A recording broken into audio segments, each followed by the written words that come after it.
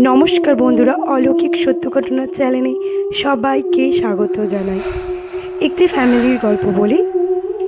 একটি ফ্যামিলি বাড়ি বানায়নি, একটি বাড়ি কিনেছিল। সেই বাড়িটি কিনে তারা 1-1.5 মাস ভালোই ছিল, কোনো অসুবিধাই হয়নি। তারপর থেকে নানা ধরনের জিনিস হতে লাগলো। মেয়েটা যখন শুতো দেখতো কেউ পাশে বসে আছে। মেয়েটা ভাবতো মনের ভুল, কাউকে কিচ্ছু বলেনি, বাবা মাকেও বলেনি, দাদাকেও বলেনি।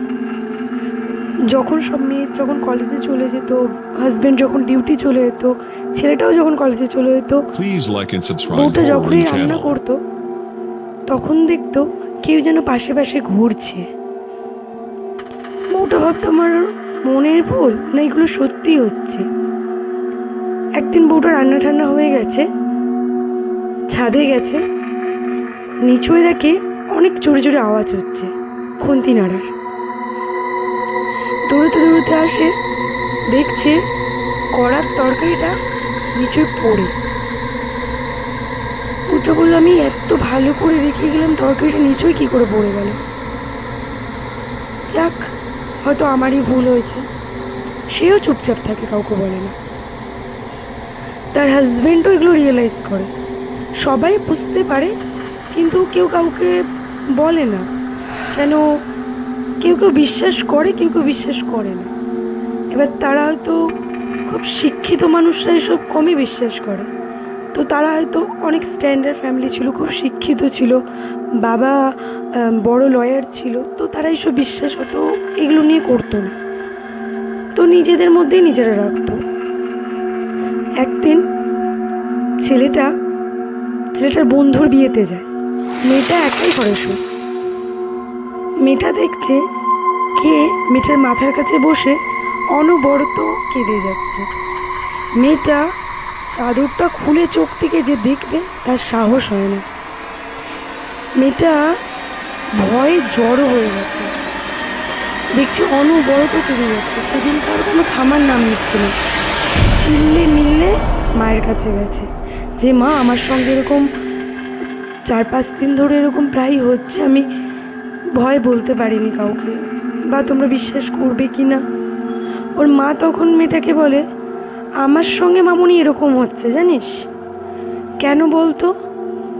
তোর বাবাকে কি একবার আমরা বলবো? তোর বাবা কি আমাদের এই কথাগুলো বিশ্বাস করবে? ঠিক আছে, একবার বলে দেখো মা তুমি। তার হাজব্যান্ডকে সে যখন রাত্রিবেলা বসে সব কিছু বলল যে এরকম এরকম আমাদের সঙ্গে ঘটছে, হাজব্যান্ডও বললো, আমিও কিছুদিন ধরে লক্ষ্য করছি এরকম জিনিস হচ্ছে, বিশ্বাস না হলেও বিশ্বাস করতে হচ্ছে আমাকে জিনিসগুলো দেখে। ছেলেটা যখন বিয়েবাড়ি থেকে ফিরে এসে যে বাবা, এই নিয়ে তোমার সঙ্গে আমিও কথা বলতাম, আমিও প্রায় অনেক রকম জিনিস দেখি যেগুলো ভালো ঠেকছে না কিছু। আশেপাশ থেকে আমাদের একবার খোঁজ নেওয়া উচিত ছিল যখন বাড়িটা কিনেছিলাম। অ্যাকচুয়ালি বাড়িটা একটা ম্যাড্রেসির ছিল, সেই ম্যাড্রেসিটা বিক্রি করে দিয়েছিল। তো বলে কি যে আশেপাশে এখন খোঁজ নিয়ে একবার জানা যাক না কি কিছু ব্যাপার আছে কি না, আদৌ আমাদের মনের ভুল। 2টো বাড়ির পরে একটা বাড়ি ওর বউটা যায় বাড়িতে, যে কেমন আছেন আপনারা, আমরা এখানে নতুন এসেছি। বলছে, হ্যাঁ আমরা তো দেখলাম, আমরা 3 মাস হলো আপনারা এসেছেন। বলছে, আপনাদের থেকে কিছু জানতে এসেছি। বলছে, হ্যাঁ বলুন।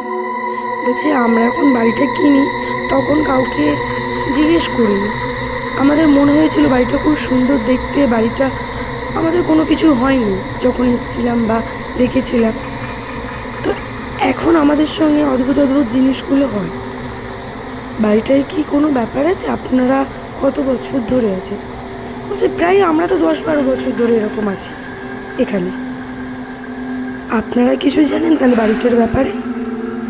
বলে, জানি তো অবশ্যই, কিন্তু আমি যদি বলে দিই যে এর মালিক, আমাকে হয়তো সে পরে জানতে পারলে যে আমরা বলেছি, আমাদের এসে দুটো কথা বলবে, নয়তো আমাদের অত্যাচার করবে, কিছু একটা আমাদের বিরুদ্ধে স্টেপ নেবে। লোকগুলো ভালো ছিল না। বর যেহেতু বড় পুলিশ অফিসার, লোকটা ভালো নয়। বলছে বলতে পারবেন? বলছে আমরা বলবো, আপনাদের নাম নেব না। বললো কি যে এখানে তার ফ্যামিলি, সে যখন বাইরে পোস্টিং ছিল, সে একটা বউয়ের সঙ্গে সম্পর্কে জড়, পুলিশ অফিসারটা। তার বউ কিছু করে জানতে পেরে তাকে আটকাতে যায় যে এইসব আমি মেনে নেব না, তুমি পুলিশের চাকরিটা ছেড়ে দাও। সে এসে বউকে খুব মারধর করে আর বলেছে আমি ছাড়বো না, তোমার যা করার করো। একটা 5 বছরের মেয়ে ছিল আর বউটা ছিল। বরটা চলে যাওয়ার পর বউটা নাকি নিজেও গলায় দড়ি দিয়ে দেয় আর বাচ্চাটাকে বিষ খাইয়ে দেয়। এই বাড়ির ঘটনাটা এটাই। তখন বললো তার জন্য কি আমরা এরকম দেখতে পাই? বলছে হ্যাঁ, এর আগেও 2জন এসেছিল কিন্তু বিক্রি করে দিয়ে চলে গেছে, থাকিনি। এরা এগুলো জানতে পেরে মালিককে যখন জানায়, তারা বলে না এরকম কোনো ব্যাপার নেই, বা তারা বলেছে আমাকে বলুন। বলেছে না, আমাদের সঙ্গে এরকম জিনিস ঘটছে, আমরা দেখতে পাচ্ছি, কেউ কাঁদে, কেউ তরকারি কড়া ফেলে দেয় নিশ্চয়ই, আমাদের সঙ্গে এগুলো। লোকটা জানতে পেরে বলেছেন না, আপনি আমাদের চিটিং করে বাড়িটা বিক্রি করেছেন, আমাদের কিচ্ছু জানাননি, আমরা এগুলো বুঝতে পারছি। ওরা বলে আপনাদের কে বলেছে? বলছে কেউ বলেনি, আমরা লোক এনে জানতে পেরেছি, তান্ত্রিক এনে জানতে পেরেছি যে আপনাদের বাড়িতে কিছু আছে। তারা মিথ্যে কথাই বলে, যেহেতু তাদের নাম বলবে না। বলে কি যে আমরা থাকবো না, বলে না আমি তো পয়সা রিটার্ন করতে পারি না, এটা তো হয় না, আমাদের এরকম আপনি না বলে আমাদের বাড়িটা বিক্রি করেছেন। তারা তখন ওখান দিয়ে চলে যায়। আমার ঘটনাটা ভালো লাগলে লাইক, কমেন্ট, শেয়ার করতে আর সাবস্ক্রাইব করতে ভুলবেন না কেউ।